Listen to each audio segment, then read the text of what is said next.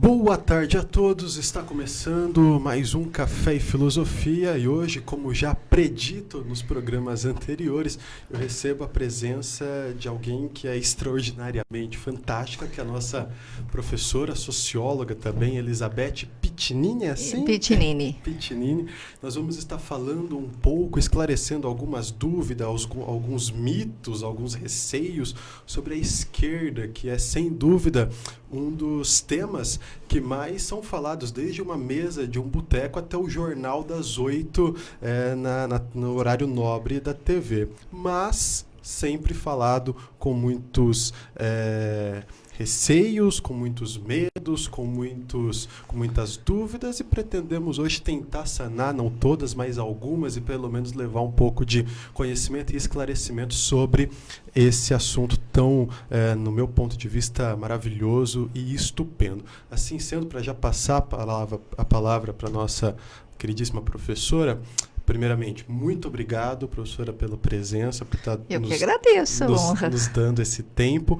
E já começando, já com o pé na porta, né, como que a gente poderia explicar o que é a esquerda para as pessoas? Olha, como você já disse, Wellington, nós da esquerda passamos por alguns momentos bem difíceis. Eu acredito que hoje nós já estamos assim até numa posição mais confortável em relação a 2 anos atrás, né, em que realmente a esquerda se viu assim atacada de todas as frentes, né?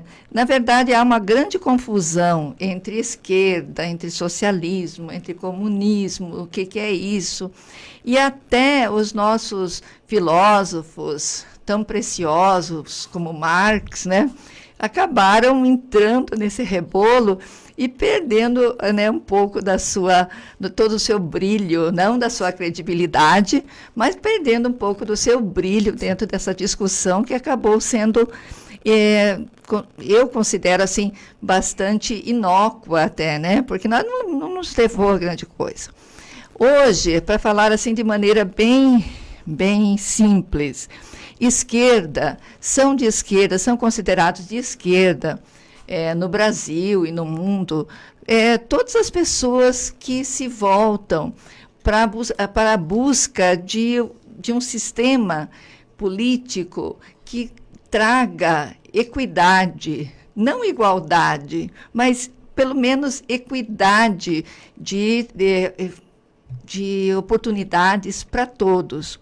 Nós partimos do princípio de que nós vivemos num mundo, e o Brasil é um exemplo disso, tremendamente desigual.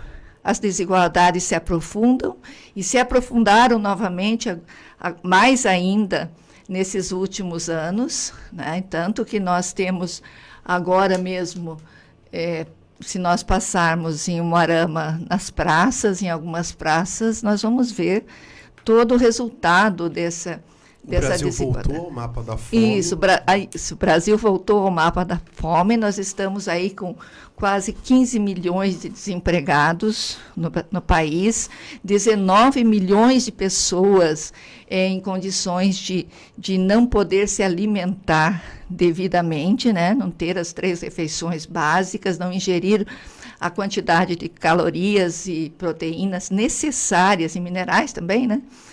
Necessárias para garantir um corpo saudável, uma saúde capaz de enfrentar todas as barras que tem que enfrentar. Então, nós estamos vivendo situações muito difíceis. As pessoas de esquerda são aquelas que se voltam para esses problemas, não apenas no sentido assistencialista, que hoje é necessário também, porque nós não temos outra saída emergencial para atender essas milhares, milhões de pessoas que estão em situação de risco, a não ser buscando ajudar de alguma maneira, emergencialmente, né, através de entidades ou por iniciativa particular, mas nós temos que fazê-lo, né? É necessário hoje para que nós possamos, né, salvar as vidas de todos que estão ali, né? Garantir a sobrevivência dessas pessoas. Mas as pessoas de esquerda, elas não ficam apenas nesse assistencialismo emergencial ou até oportunista, muitas vezes, né? Não. O indivíduo que milita na esquerda, ele vai buscar atender, participar dos movimentos sociais, dos movimentos das organizações sociais capazes de arregimentar mais pessoas para lutar para que essas condições de vida dessas pessoas em situação de risco possa sim melhorar, eles possam ter vida digna.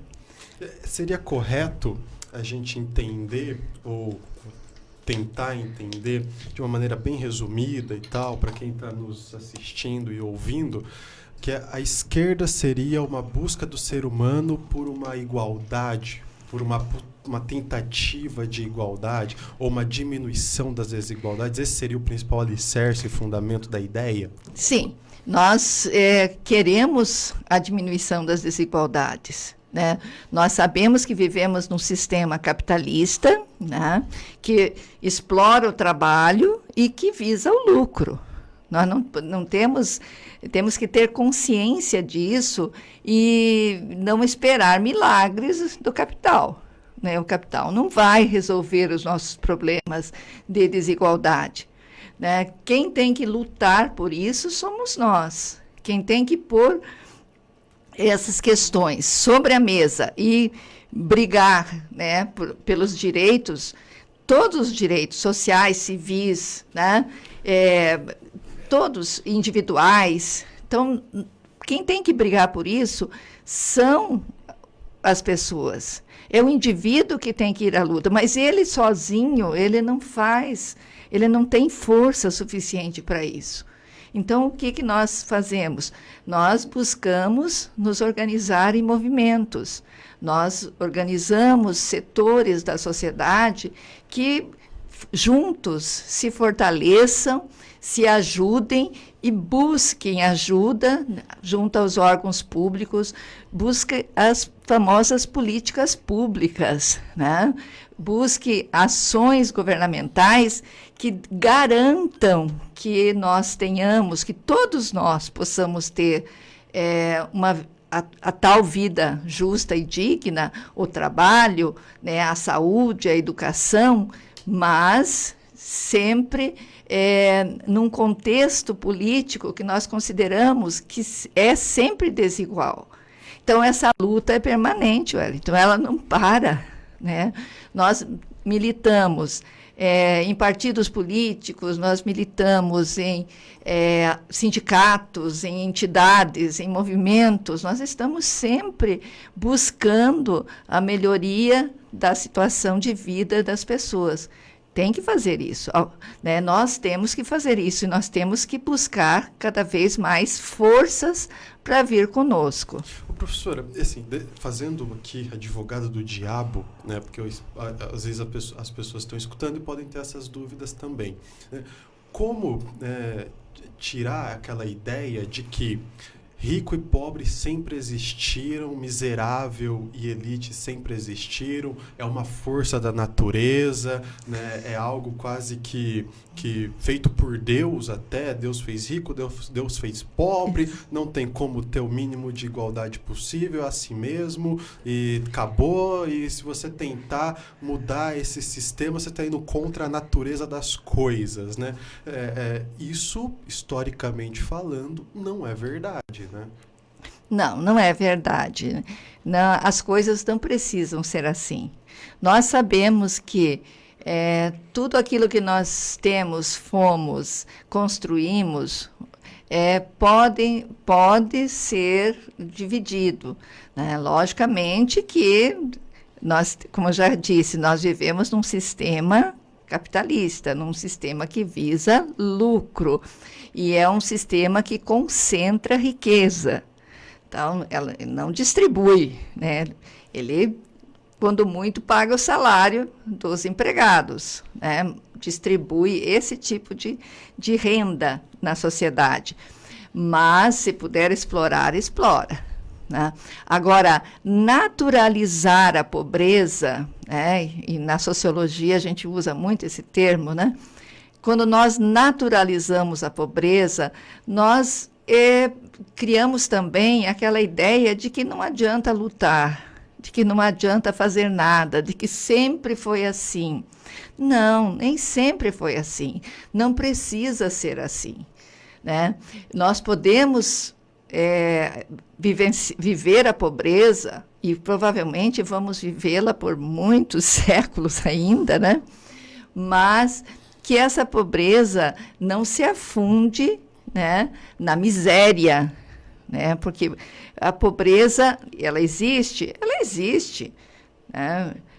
Eu lembro quando a gente era criança, lá na cidade da Lapa, e ia para a escola, né? Muitos dos meus colegas, a gente mesmo, ia descalço para a escola. Não tinha um calçado para pôr, né? Era uma situação assim de pobreza, mas nós tínhamos comida, né?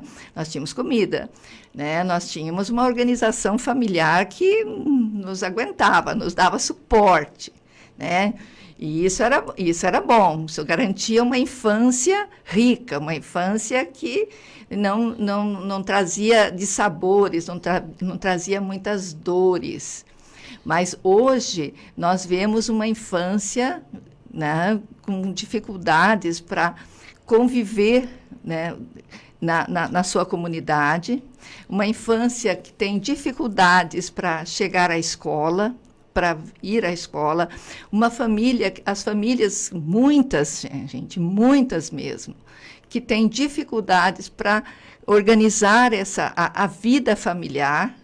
Então, nós precisamos minimizar isso, mas nós só faremos isso com garantias governamentais. E por isso a gente não aceita que o Estado seja mínimo. É por isso a nossa luta. O Estado tem que garantir a essas populações mais pobres, garantir que elas sejam assistidas, que elas tenham dignidade, que elas tenham o que comer, o que vestir numa situação emergencial, principalmente como essa que nós estamos vivendo. Até porque eu acho que é uma grande falácia usada que o Estado sustenta pobre, né, o que dá dinheiro para pobre, e ele dá muito mais dinheiro para a elite. Para rico. Ajuda muito mais a elite. Sim, né? sim. E quando isso acontece com as classes sociais mais desfavorecidas, os miseráveis, né? Eu gosto muito do termo do Paulo Freire, que são os desempregados da vida, né? Desiludidos da vida. Então, assim, quando acontece alguma coisa para esses, né? Seja uma política de cotas, seja o programa de distribuição de renda, seja bolsa na universidade ou coisa do tipo, parece que o governo está fazendo um favor para eles, né? Quando na verdade ele está fazendo obrigação, né? Favor ele faz para a elite quando perdoa dívidas trilhardárias de bancos, né? Sim. Nós temos, a internet hoje é uma grande ferramenta, né, que nos ajuda bastante nesse quesito, por exemplo, de buscar os valores, né, as concessões que são feitas pelo Estado às grandes empresas, aos bancos, e que não são cobrados, né? Quem lucra mais no Brasil não são os trabalhadores, não são os pobres. Esses sobrevivem, né? Mas o grande empresariado, o alto empresariado brasileiro, ele ainda vive de muitas benesses concedidas pelos governos. Então, essa diferença de tratamento entre quem tem e quem não tem é que nós, da esquerda, lutamos para diminuir, né? Nós queremos que os governos venham e ajudem e deem a sustentação necessária, né, as garantias necessárias para que essas famílias, para que todo cidadão possa sobreviver. Nós precisamos de geração de emprego. Cara, nós não temos, tem muita gente sem emprego. Aí falam assim, nossa, mas veja, mas tinha um emprego lá na empresa tal e a pessoa não foi, ou a pessoa não aceitou, né? Se ela não aceitou, é porque ou ela não tinha condições para aceitar, ou a empresa não ofereceu condições para ela aceitar, porque também existe toda essa questão, né? A questão da qualificação, né, dos trabalhadores para para trabalhar, para enfrentar, né, um programa de emprego que, às vezes, não é muito favorável a ele. Nós temos o que nós chamamos de subempregos, né? E é para onde vão, por exemplo, os nossos meninos, os nossos jovens que saem da escola, ou mesmo que estão na escola, mas que já frequentam, que já estão no mundo do trabalho e estão nesses empregos que são muito exigentes em termos de horários, né? Tanto que para eles é muito difícil trabalhar e estudar, mas não tem a remuneração, não dão a remuneração condizente, né? Nós temos todo um sistema governamental trabalhando contrariamente para garantir o primeiro emprego, para garantir salário e renda, né? Então, coisas assim que sustentem, né, a nossa população. E nós vemos cada vez mais pessoas sucumbindo, ficando desempregadas, ficando um termo que até o sistema capitalista usa, que é o desalento. Os desalentados. Os desalentados, né? E realmente eles ficam desalentados, porque é muito difícil buscar um emprego numa situação em que a criatura está sem qualificação necessária e os empregos são raros, né?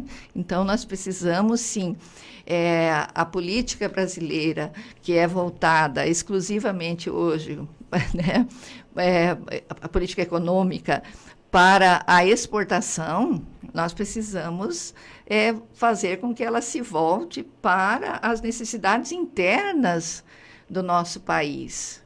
Esse mês, rapidinho, um aspas aqui, esse mês ficou bem, talvez, icônico ou irônico, de um jeito trágico, aquilo que houve no Mato Grosso, né? Que Mato Grosso é o maior produtor de carne bovina do país, e as pessoas fazendo filas para conseguir ossos doados para sobreviverem. E daí tem o relato do dono do açougue que dizia que cortava o coração dele, que às vezes as pessoas desesperadas consumiam aquela carne grudada naqueles ossos, ali mesmo crua, tamanha era a fome, né? Que às vezes a gente fica numa bolha na nossa cidade, no nosso bairro, no nosso emprego, né? No nosso convívio, e a gente acha que a fome é algo que não existe mais, né? Que a miserabilidade a esse extremo é algo que é uma fantasia e tal, o pessoal exagera muito nesse sentido, fome ninguém passa, né?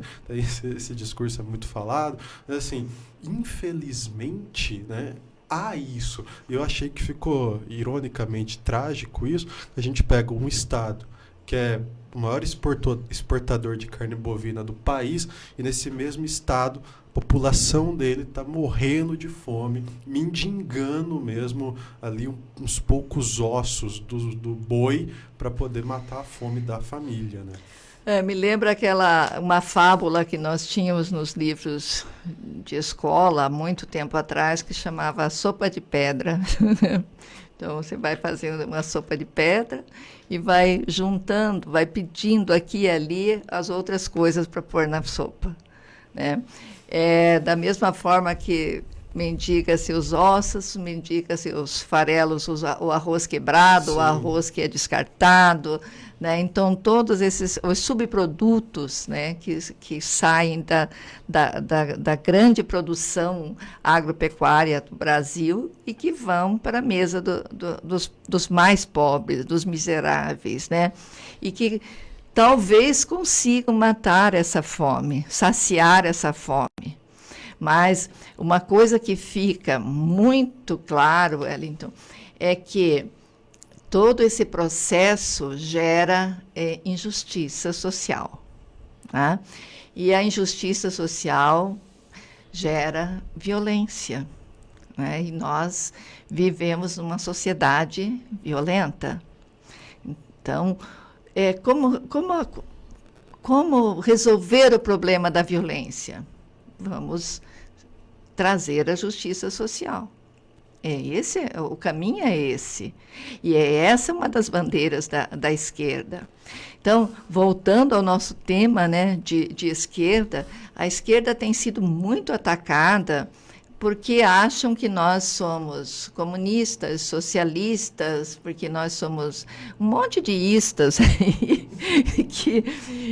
e até somos às vezes, né? Mas isso também não tem nada, ninguém pode ser contra nada nem ninguém, né? nesse quesito, mas a esquerda é formada por pessoas. Eu sempre falo isso. Pessoas como eu, como o Wellington, como a esposa dele que está aqui, como os meus filhos, como que nem todos os meus filhos são de esquerda, diga-se de passagem, tá? Então, nós vivemos uma sociedade democrática dentro da família também. Assim como eu sou corintiana, né?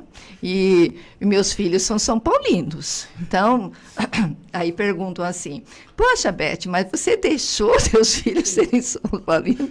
Eu disse, quem sou eu para deixar ou não? Né? Foi algo que eles escolheram. Então, gente, ser de esquerda é uma escolha política, filosófica, né, que nós fazemos. É uma escolha que nos leva a buscar essa equidade, né? Buscar minimizar as diferenças sociais. Isso que nós queremos fazer isso.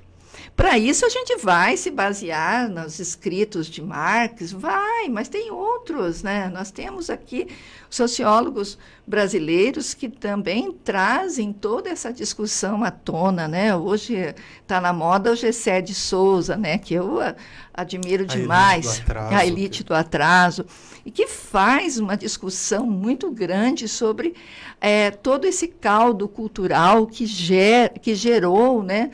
Esse povo brasileiro, né, que é um povo que ainda se curva, né, à elite.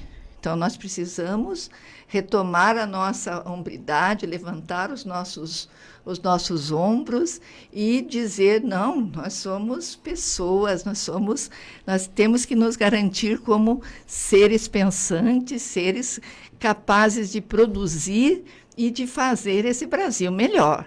Então, é isso aí. Ser de esquerda é isso. Ser de esquerda é se engajar nos movimentos. Ser de esquerda é lutar pela igualdade, lutar por vida melhor. Eu insisto muito nisso. Né? Ser de esquerda não é se posicionar ideologicamente contra tudo e contra todos.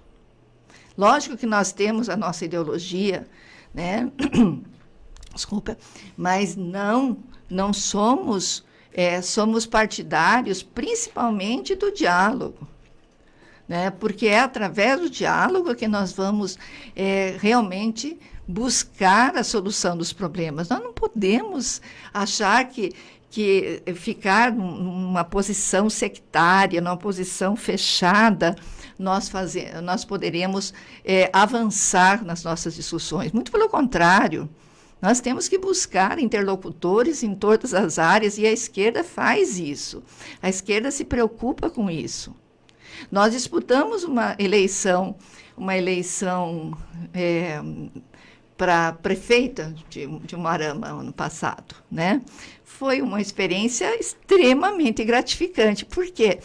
Porque nós tivemos oportunidade de fazer, né, conversar com outras pessoas de outras áreas, né? E foi algo assim bastante produtivo, construtivo, né? Eu achei assim fantástico todo esse processo.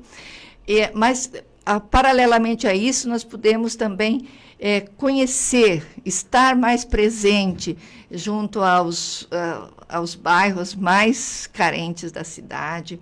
Nós podemos ver os grandes problemas ambientais que nós estamos enfrentando lá, refletidos no nosso município. Nós podemos sentir a angústia do funcionalismo público, com todos esses ataques também que estamos sofrendo, né? Eu sou funcionária pública, sou professora. Então, quando nós, de esquerda, nos inteiramos ou mergulhamos nesse universo de conflitos, né, de alternâncias, mas onde é possível transitar, nós conseguimos fazer isso. Então, nós queremos que as pessoas conversem mais, que falem mais conosco, que busquem entender o que nós fazemos e não atacar, né? Porque o ataque sempre ele é sorrateiro e é danoso, né? Então, nós precisamos falar, abrir o jogo. Né? Somos cidadãos e cidadãs produtivos na cidade, né? Então, até eu brincava assim com algumas pessoas, né? Porque nós tivemos assim um período assim bastante difícil, né? De ataques das igrejas, das pessoas que estão na igreja, de políticos, de associações, associação comercial. Foi uma coisa assim generalizada quase, né? Então a gente fica até meio assustado a princípio, né? Poxa, mas uma professora tão legal, tão tranquila, né? Que gosto da minha profissão, que me dou bem com os meus alunos, com os meus colegas, professores, com a comunidade, né? Por que as pessoas estão olhando assim desse jeito para mim, né? Então, pela minha ideologia de esquerda, mas a minha ideologia de esquerda, gente, ela é voltada para o bem comum. Eu não tenho o menor interesse. Pegando todo esse escopo que você acabou de falar e já emendando,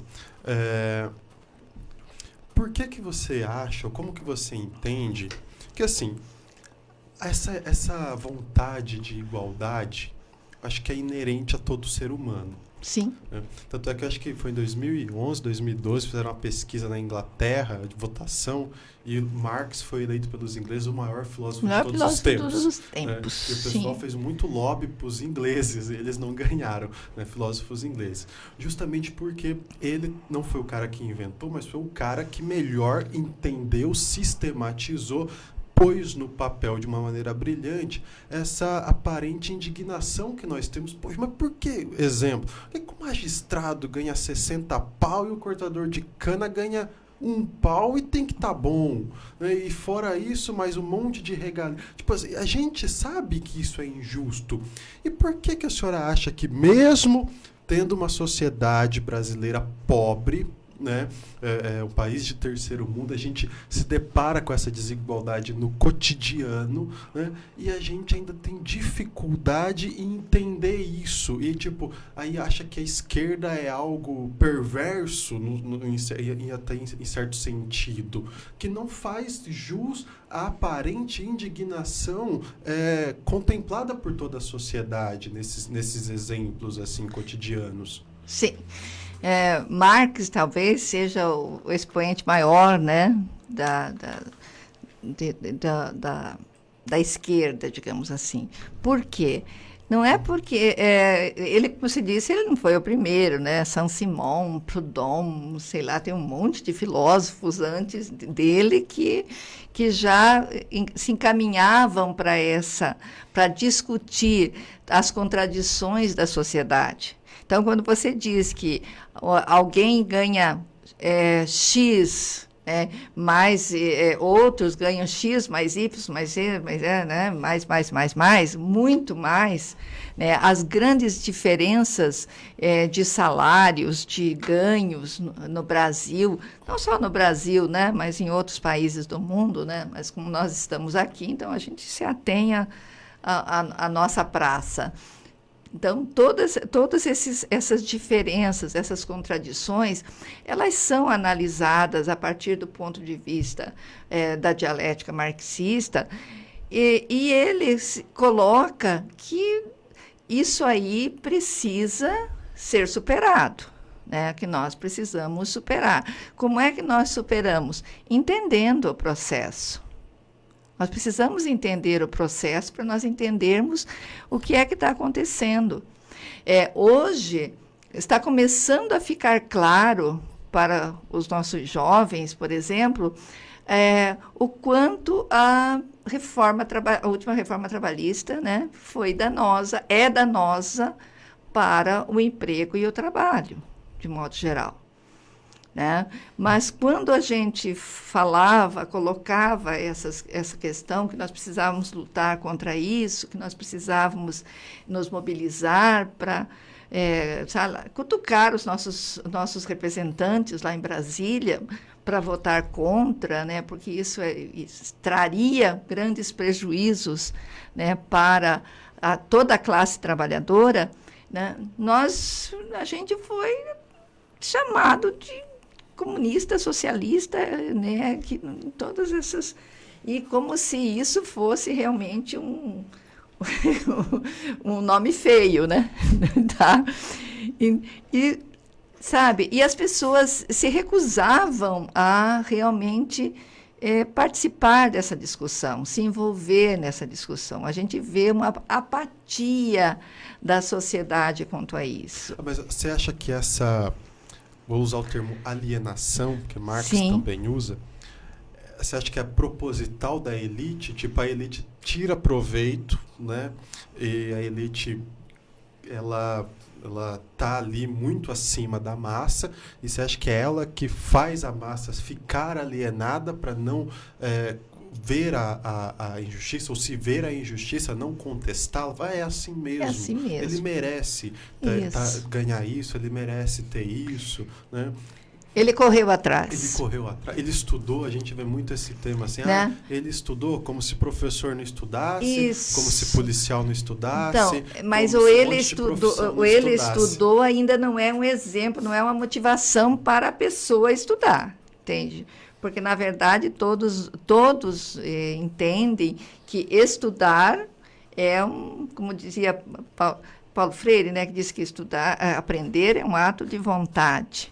Né? Então, e a gente tem que querer isso, né? Me parece que mesmo com os exemplos de pessoas que têm sucesso, que tiveram sucesso na vida, a partir do estudo, mesmo assim, nós ainda não temos dificuldade para implantarmos dentro da nossa juventude, das nossas crianças e dos nossos jovens, aquela sementinha que diz assim, é preciso aprender, é preciso que vocês aprendam cada vez mais. Então, nós temos essa dificuldade, nós não... você pergunta se a elite nos impõe isso. Nos impõe, né, através do processo ideológico, né, no conjunto de ideias que são passados. Que é justificável a desigualdade, sim. Né? A costureira, eu acho, por exemplo, a função de costurar, de cozinhar, muito mais prestigiosa do que, me desculpe os meus amigos magistrados, que eu estou nesse negócio do direito aí, mas do que a do magistrado, por exemplo. Sim. Mas se a gente for ver como que o capitalismo usa o dinheiro para recompensar... Valoriza, né? Não cabe na mesma prateleira. Né? Assim, se a gente pegar o policial que ele sai da vida ali tal, e colocar o que um desembargador, não cabe na mesma frase. Então, assim, e tudo se justifica como, eles estão lá, eles merecem, eles estão... Então, assim, parece uma coisa que a gente sabe que é injusta. Assim, o cara que está cortando cana ali, ele sabe que ele trabalha pra caramba todos os dias, ele sabe que é injusto o que acontece, mas só sabe, né? Ele só sabe. Então, Wellington, e isso, essa divergência, essa diferença, ela aparece em todos os setores produtivos, né, da sociedade. As grandes diferenças entre salários, entre ganhos, né? Por exemplo, trazendo assim mais para o nosso universo assim, de educação, de escola, por exemplo, o fato de um professor, depois de 25 anos de trabalho, ganhar R$ 5.000, ainda é escandaloso para muita gente, né? Agora, o fato de um médico com 2 anos de trabalho ganhar R$ 30.000 ou até mais, né, dependendo da especialidade, isso não é escandaloso, né? Mas, poxa, se nós formos pensar, o tempo de estudo, né, das profissões é basicamente o mesmo. A questão é a valorização que a sociedade dá a essas profissões, né? Então, há um grande desnível nisso. E esse desnível, ele precisaria diminuir. Então, e no momento, sempre, e pensa assim, né? Sempre no momento de dificuldade econômica, né, são os que ganham menos que são penalizados, porque eles são em maior número, e daí tem que congelar salários, restringir ganhos, né, diminuir salários. Tudo isso, por quê? Porque há necessidade de compensar o sistema, né, que está tendo perdas de alguma maneira, e quem vai ter que fazer essa compensação não são os que ganham mais, porque a esses são dadas as benesses, nós que ganhamos menos. E isso é naturalizado pela sociedade. E isso cria também todo esse caldo de alienação que a sociedade, isso é o resultado desse caldo de alienação em que a sociedade está mergulhada. Quem é que faz isso? Todo o sistema de mídia, ele é voltado para isso. Quem é que coordena, quem é que alimenta a mídia nacional, a mídia internacional, é o grande capital. Então, lógico que interessa que os nossos jovens, que as pessoas que ganham menos, estejam conformadas com a situação em que vivem. Porque, senão, seria diferente, né? As coisas seriam diferentes e aí não seriam favoráveis a eles, né? Boa tarde, professora Beth. Boa tarde. Boa tarde, queridos ouvintes. Seguindo essa mesma linha, a senhora acredita que a nossa sociedade, seja uma sociedade somente barulhenta? Porque a mídia tem revelado muito isso, né? Tem deixado aberturas para muitas discussões, mas na hora da canetada, na hora do fazer acontecer, como que a senhora acredita que está sendo? Eu vejo muito... A mídia abriu um espaço muito grande para as ideias e eu vejo muito os protestos de rua somente quanto apenas um desfile. Você não vê muito resultado em tudo isso. E a gente tem essa força, né? O Brasil tem essa força. Como que a senhora acredita? A senhora acredita que realmente nós temos essa cultura, sociedade que seja barulhenta, somente barulhenta? Nós precisamos aprender a fazer barulho, né? E a direcionar esse barulho. Então, nós já tivemos momentos em que a sociedade se mobilizou e fez valer o seu protesto, né? Mas hoje nós temos governos que são bastante impositivos, né? Na minha modesta opinião, né? Mas que são bastante impositivos, são governos fortes, né, que garantem o controle social de forma, às vezes, até violenta. Nós temos também, por exemplo, nós tivemos algumas manifestações de ruas que foram reprimidas, né, e reprimidas de forma violenta, em que até as pessoas que não estavam na manifestação sofreram danos físicos assim, irreparáveis, inclusive, né? Perda de olho, por exemplo, de um senhor que estava passando por uma manifestação e levou um tiro gratuitamente, um tiro como é que diz, de bala de borracha, mas que fez com que ele perdesse um olho. Então, isso tudo, gente, reprime, isso tudo faz com que as pessoas se sintam coagidas, né? Tenham medo de ir às ruas, tenham medo de se manifestar, tenham até vergonha de estar lá. A gente vivencia isso muito hoje, né? Digamos assim, eu não gosto disso, mas eu não vou participar lá, né? Eu não vou me expor, né? Como se expor numa determinada situação fosse vergonhoso. Eu acho assim, e aí, novamente, a esquerda se posiciona, né? Porque a esquerda, não é que a esquerda não se envergonhe, a esquerda sabe que tem que se mobilizar, que precisa se mobilizar, que alguém precisa gritar, né? E a gente assume para nós aí essa função.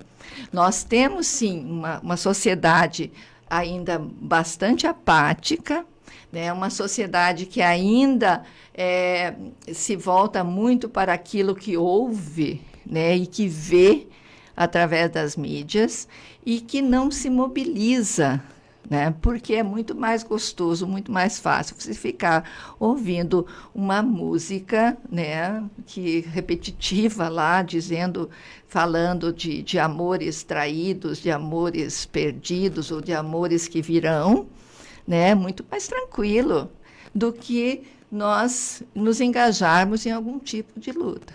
Então, nós precisamos romper isso.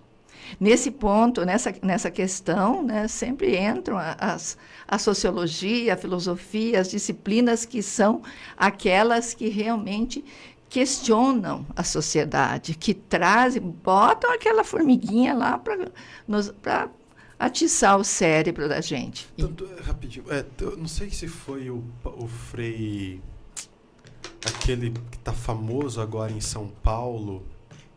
Acho que foi ele, o Júlio Lancelotti, se eu não me engano, e tal, que ele diz: quando eu dei comida para os pobres, me chamaram de o santo. Mas quando eu perguntei por que existe pobre, aí me chamaram de comunista. Então, assim, o problema, né, talvez da filosofia, da sociologia também, esteja que elas perguntam, entendeu? Por que existe isso?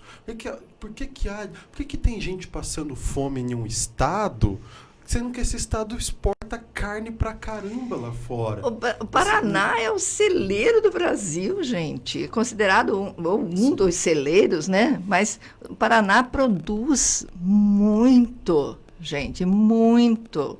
É um orgulho nacional em termos produtivos, né? A nossa agricultura, ela é referência.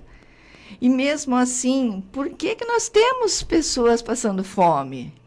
Né? Por que nós temos todo esse descaso, por exemplo, com a agricultura familiar, com o pequeno agricultor? Por que o pequeno agricultor está sendo engolido, né, pelos latifúndios? Por que nós não podemos valorizar essa agricultura? Por que nós não podemos ter um cinturão verde em torno das nossas cidades que garanta que aqueles pequenos sítios, né, realmente produzam para sanar a fome das pessoas, né? Nós temos ainda algumas políticas ativas nesse sentido, né? Que valorizam esse tipo de produção, a produção pequena, mas que é a produção que mobiliza, que entra nos mercados, que abastece as feirinhas, que faz com que a população se alimente de forma mais barata e mais adequada, né? Mas, mesmo assim, a gente não tem ainda um volume, né? Nós ainda não temos um volume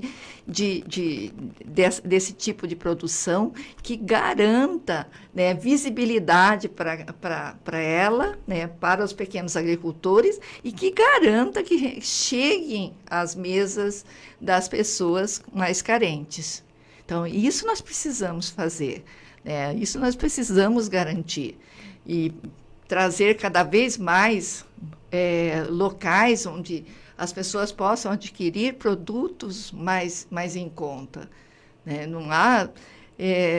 existem esses movimentos, existem essas possibilidades, e elas são possibilidades baratas, que as prefeituras podem assumir.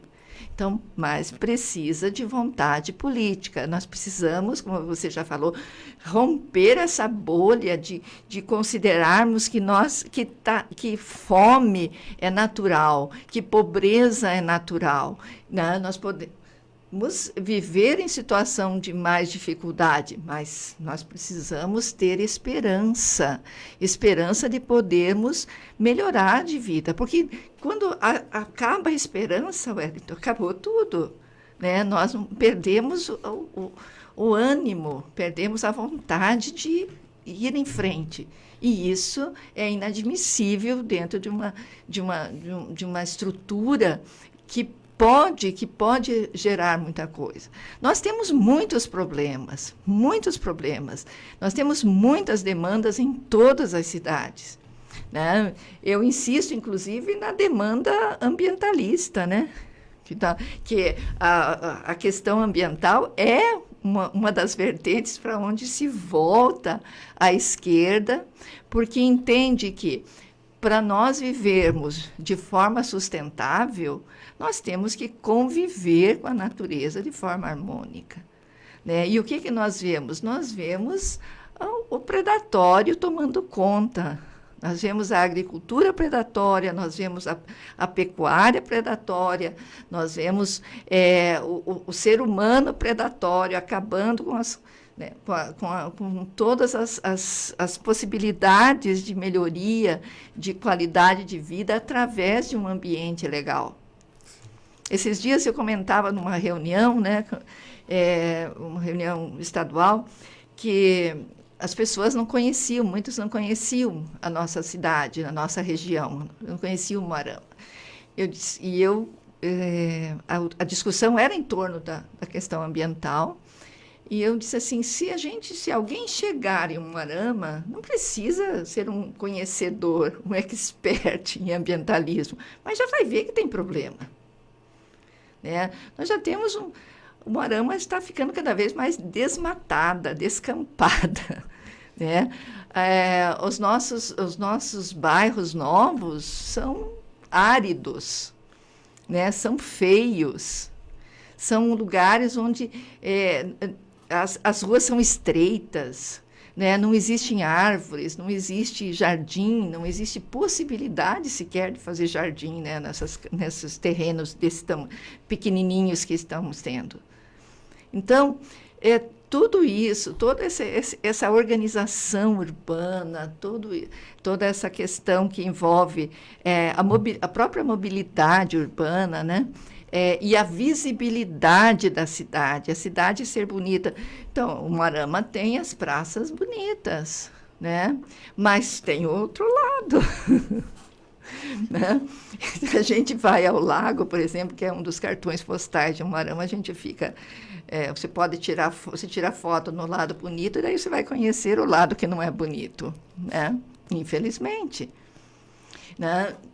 É algo que precisa ser corrigido, assim como eu acho que aqui em Cruzeiro do Oeste também tem. Eu não conheço o município tão bem, mas eu acho que aqui também, sabe? Então, o planejamento, planejar a cidade, envolver a população na discussão desse planejamento, ver quais são as prioridades, isso é ser de esquerda, gente. Isso é uma discussão que a esquerda sustenta, que nós precisamos ampliar cada vez mais. Então, esquerda não é simplesmente discutir pobreza, não é discutir desigualdade. Lógico que isso está na raiz da nossa discussão, mas a gente propõe também, a gente tem soluções, propõe soluções para esses problemas, para os problemas que vêm a partir da desigualdade, a partir da pobreza, a partir da má ocupação do solo, a partir de todo esses projetos de cidade que excluem as pessoas ao invés de incluí-las. Professora, tinha muita coisa que eu queria sei. falar. Meritocracia, eu queria entrar nisso e tal, mas tem uma coisa que eu acho que é essencial e que, ao mesmo tempo sendo puxado, não vou ter como não falar. Sobre religião.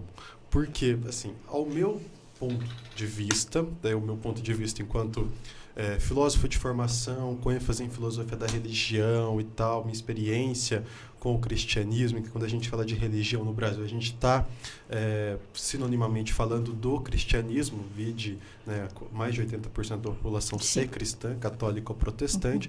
Assim, e no meu ponto de vista, eu concluo que Jesus, ele era, se a gente for conseguir ter que colocar ele em algum lugar, eu concluo que Jesus era de esquerda. Não consigo não concluir isso.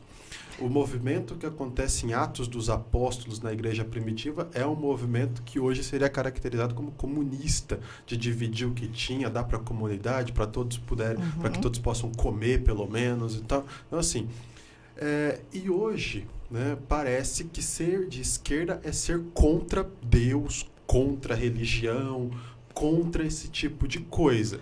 Quando a gente já falou desde o começo, né, que a esquerda está fundamentada, alicerçada na questão da desigualdade, o combate à desigualdade, o querer pela equidade e tudo mais. Dá para ser de esquerda e acreditar em Deus e ter religião? Ou a sociedade tem essa visão e ela é justificável de que a esquerda é antirreligiosa?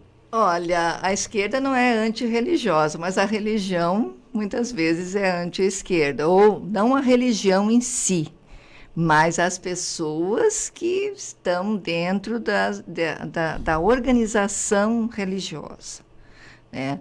Então, nós temos muitas pessoas, assim, que, em alguns momentos, para mim, naquela onda de ataques que nós sofremos, que eu já comentei sobre isso, há uns 2 anos atrás, né, que foi, assim, bastante violenta, né, nós recebíamos, assim, áudios, vídeos de pessoas ligadas às religiões, né, a religião católica, né, por incrível que pareça, até era assim, mais, assim, exacerbava mais até alguns membros, né, da religião, dizendo que não, que petista não era para entrar dentro da igreja. Né? A gente tem os áudios até hoje. Porque como hoje a gente manda para a gente, fica lá arquivado, né? Então nós temos os áudios até hoje. Petista não entra. Nós temos dentro da organização partidária, né, do Partido dos Trabalhadores em Umuarama, nós temos membros do nosso partido que são pessoas ativas dentro da igreja, de diversas igrejas. Que participam, que estão lá, que lutam, que vão, que são, enfim, são ativos mesmo, né? São participantes, atuantes, guerreiros dentro da igreja. Eu tenho grandes amigos, grandes amizades dentro de todas as igrejas, né? Todas eu não diria, né? Mas também não conheço tantas assim, são muitas, né?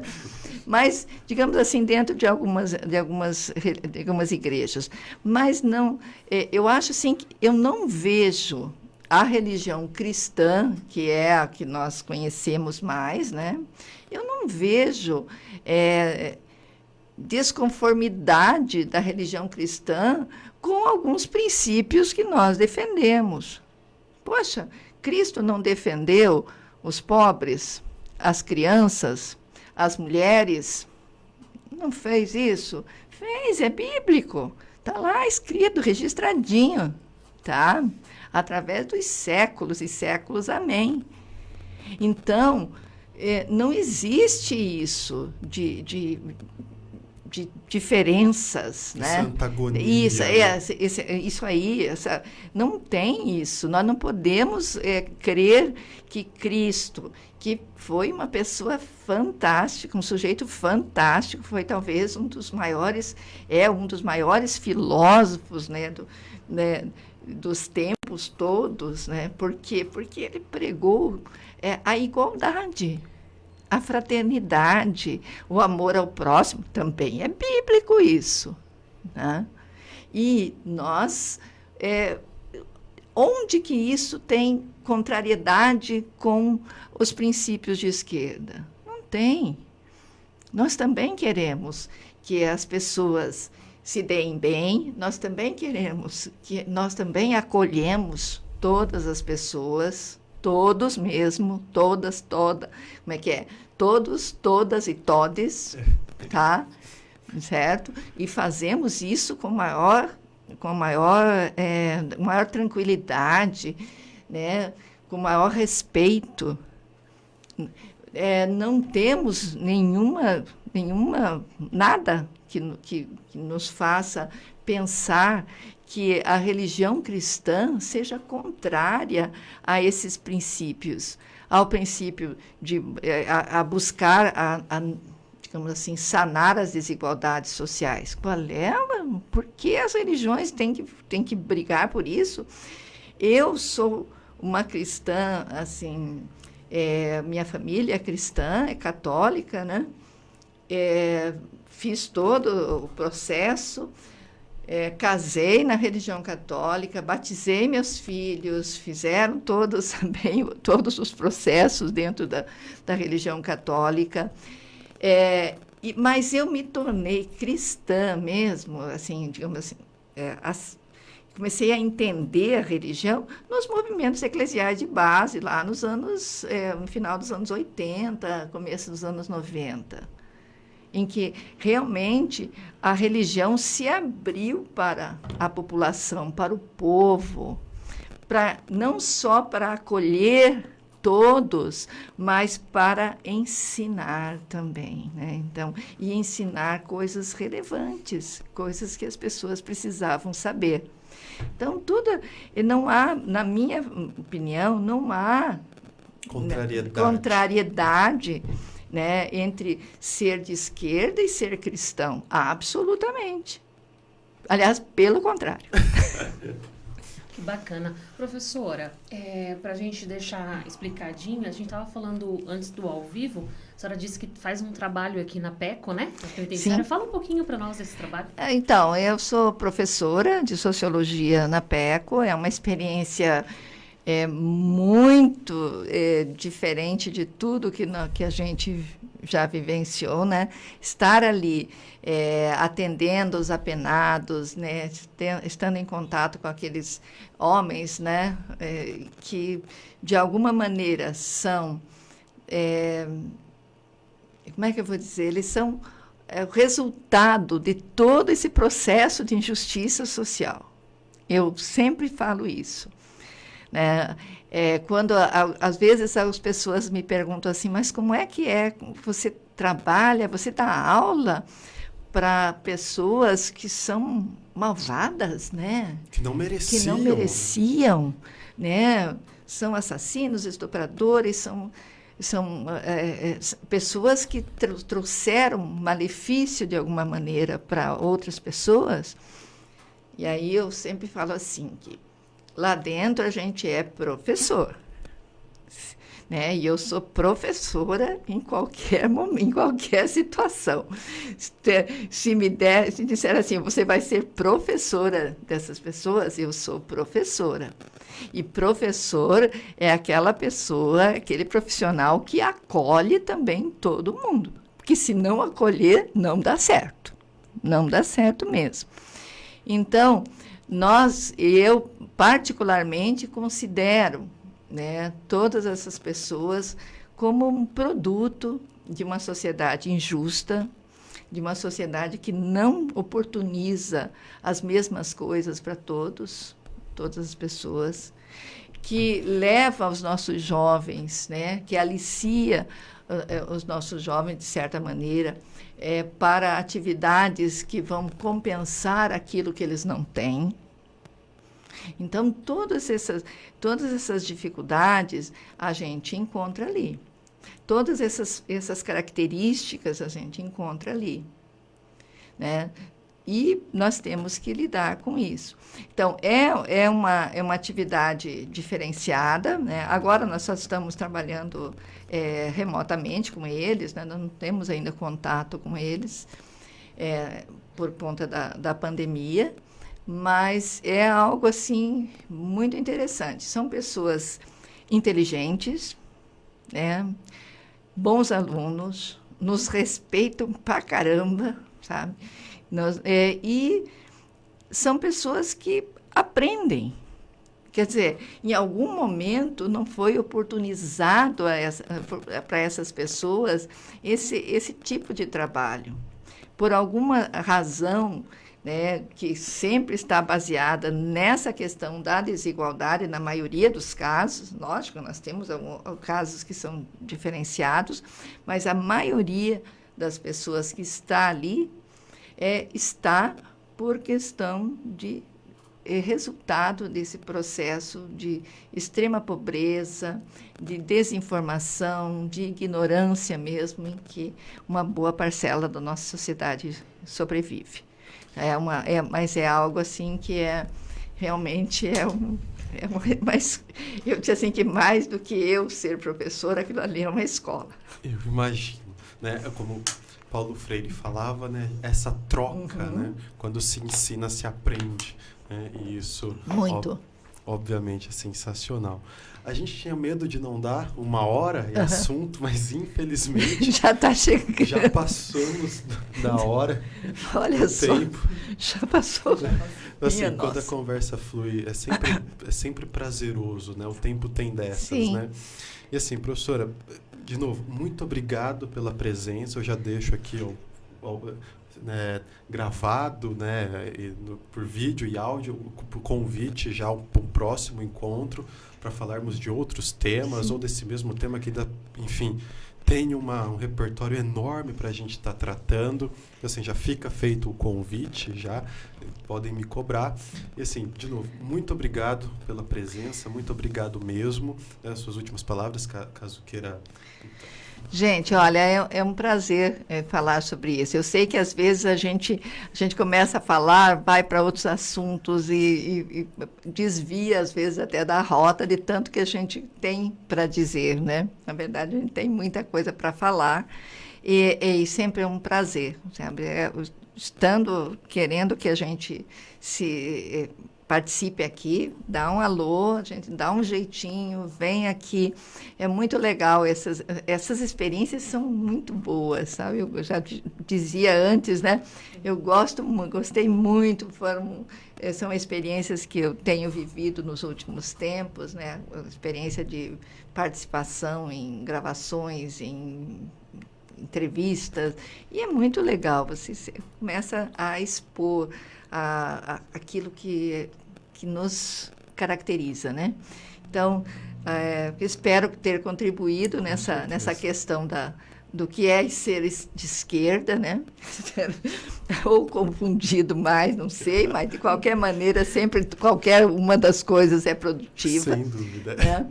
Então, mas estou à disposição, Wellington. Foi um prazer também conhecer vocês dois, muito prazer mesmo.